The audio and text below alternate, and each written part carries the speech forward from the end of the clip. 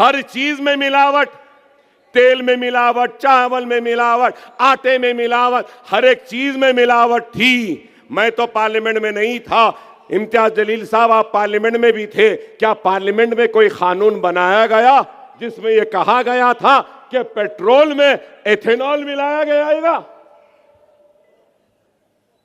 आप बोलो, इन्होंने पेट्रोल को भी नहीं छोड़ा।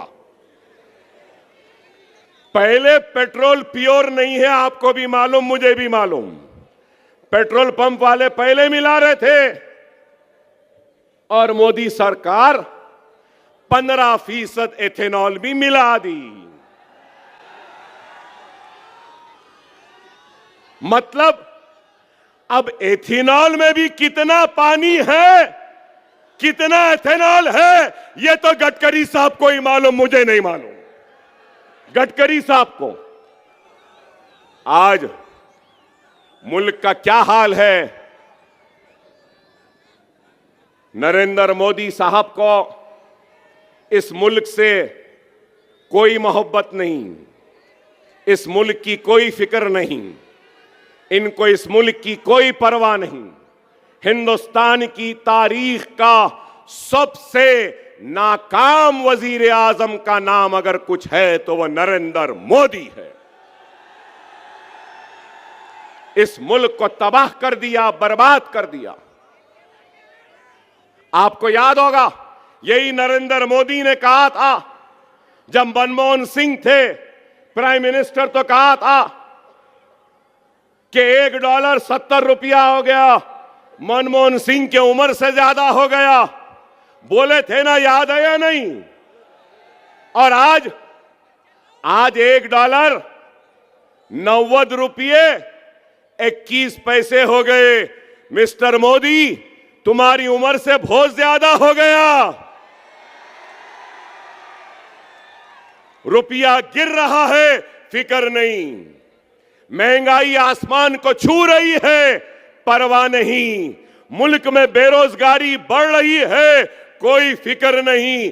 फॉरेन एक्सचेंज रिजर्व हमारे कम हो रहे हैं, परवाह नहीं। स्टॉक एक्सचेंज बिल्कुल लड़खड़ा रहा है, नहीं मालूम कि कब स्टॉक मार्केट भी कोलैप्स हो जाएगा, इनको फिक्र नहीं है।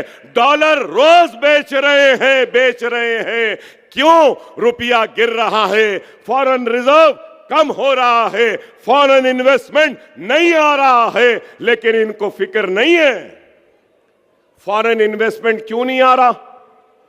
इसलिए नहीं आ रहा, अगर मैं $1 ला रहा हूं, $1 पे अगर कुछ कमा रहा हूं, तो कमाने के बाद डॉलर बढ़ रहा है, रुपया गिर रहा है, जितना कमाया पूरा अंदर हो रहा है।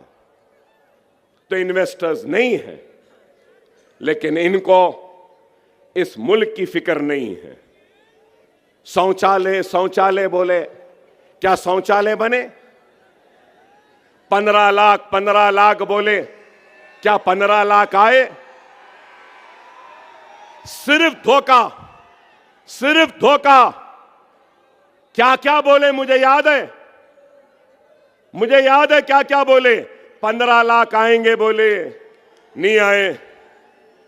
कभी बोले वो नाले में से पाइप डाल के गैस निकाल सकते हैं, कभी प्लास्टिक सर्जरी, अरे क्या क्या नहीं बोले।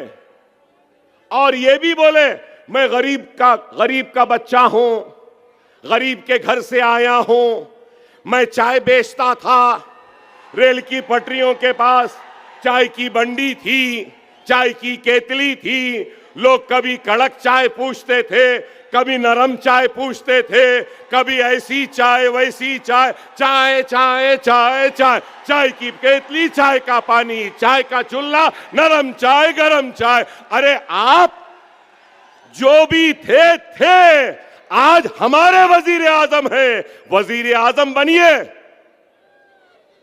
फिर क्या बोले, मैं तो फकीर हूं, झोला लेके चले जाऊंगा, ये भी बोले। अरे ऐसा फकीर मैंने नहीं देखा। एक फकीर था बादशाह हो गया था। एक बादशाह था, फकीर हो गया, लेकिन उस फकीर की फकीरी में भी बादशाहत थी। अफसोस के इस बादशाह के हर अमल में सिर्फ और सिर्फ यही है, खुदारा। अरे मैं पूछना चाहता हूं मोदी भक्तों से, मोदी भक्तों से, आपसे नहीं, आपसे नहीं, मोदी भक्तों से। मोदी का बहुत बड़ा भक्त है ना शिंदे, मोदी का बहुत बड़ा भक्त है फडणवीस। मैं पूछना चाहता हूं मोदी के भक्तों से, आप करप्शन को खत्म करेंगे बोले, मोदी साहब बोले कोई ना खाऊंगा ना खाने दूंगा।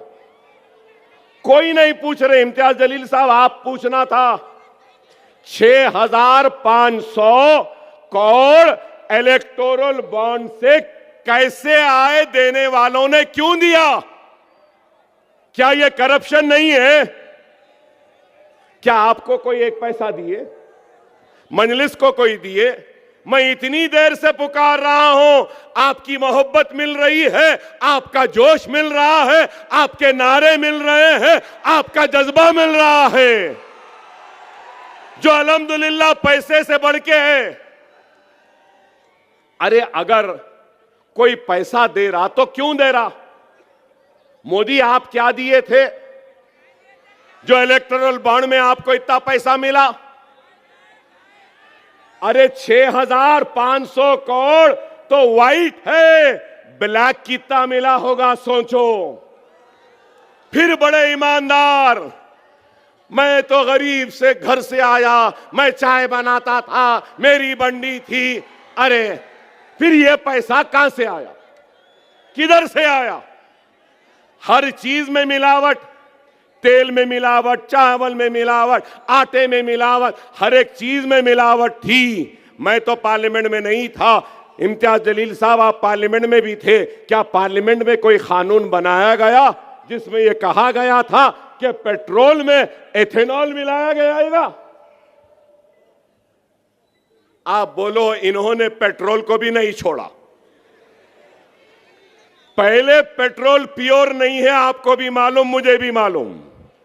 पेट्रोल पंप वाले पहले मिला रहे थे, और मोदी सरकार 15% एथेनॉल भी मिला दी।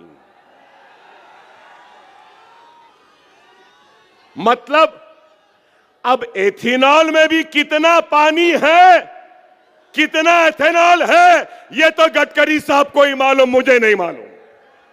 गडकरी साहब को, क्योंकि उनके बेटे के पास वो जादू है इस वक्त एथेनॉल का।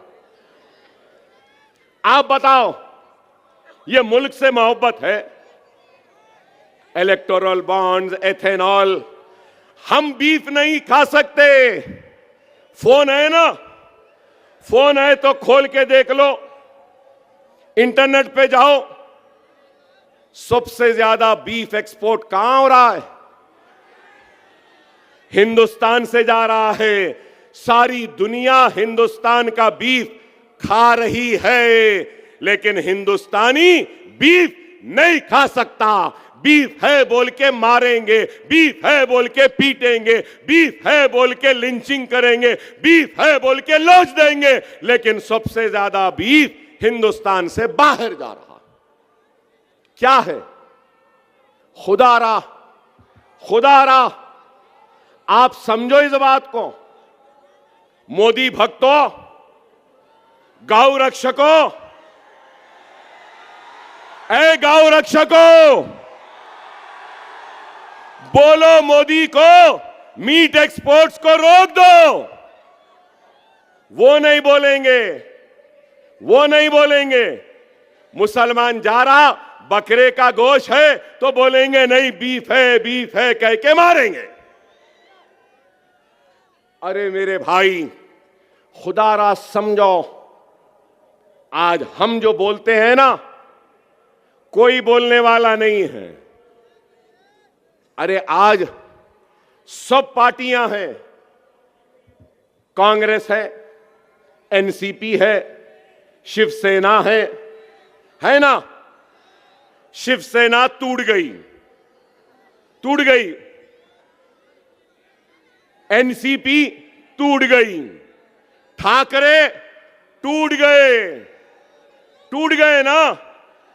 अब पूना में शरद पवार, अजीत पवार मिल गए, मुंबई में राज ठाकरे, उद्धव ठाकरे मिल गए, सब मिल सकते हैं। तो मैं पूछना चाहता हूं, क्या कलमा को भाई नहीं मिल सकता? क्या हम नहीं मिल सकते? क्या हम एक नहीं हो सकते? अरे ये सब मिल रहे हैं और हम हैं कि हट रहे हैं।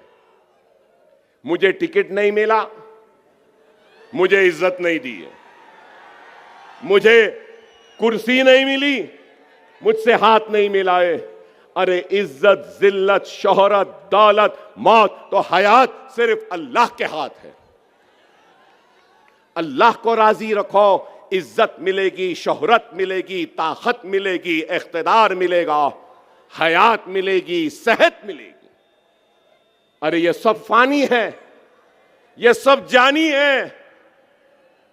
अरे जमाती जिंदगी में ईसार करना पड़ता है, कुर्बानी देनी पड़ती है।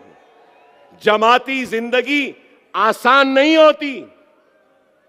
जमाती जिंदगी एक कांटों भरा लिबास है।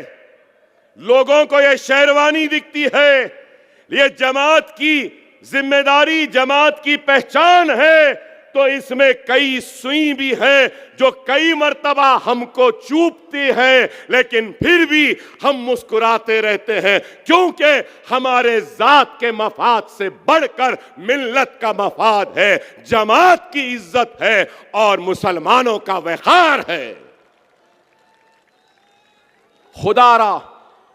खुदारा इस बात को समझो,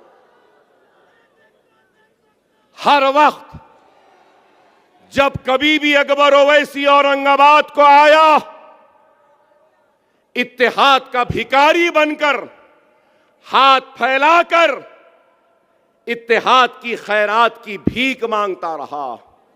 आज फिर ये एक दर्द रखने वाला गुनहगार भिखारी तुम्हारे पास आया है।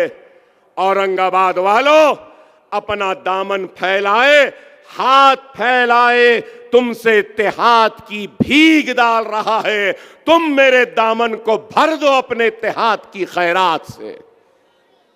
ये खैरात मैं लेकर तुम्हारी हक की लड़ाई लड़ूंगा। ये खैरात लेकर मैं तुम्हारी जिंदगी में खुशहाली लाने की कोशिश करूंगा।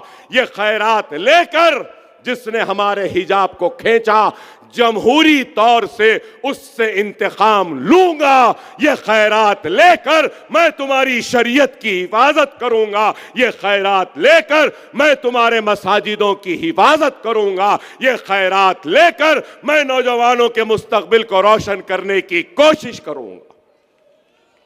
खुदारा दे दो, अगर इस आवाम से भीख मांग रहा हूं तो मैं मंजलिस से दूर सब लोगों से भी दरखास्त करता हूं, इल्तिजा करता हूं, आओ तुम मेरी निशिस्त पे बैठ जाओ, मैं तुम्हारे खदमों तले बैठने तैयार हूं, क्योंकि मुझे मिल्लत का मफाद अजीज है अपने जात से ज्यादा। दावत देता हूं कि आओ, खुदारा आओ, जमात में आ जाओ। अभी मैं सुना हमारे लोग बोले कि पतंग उड़ाना है।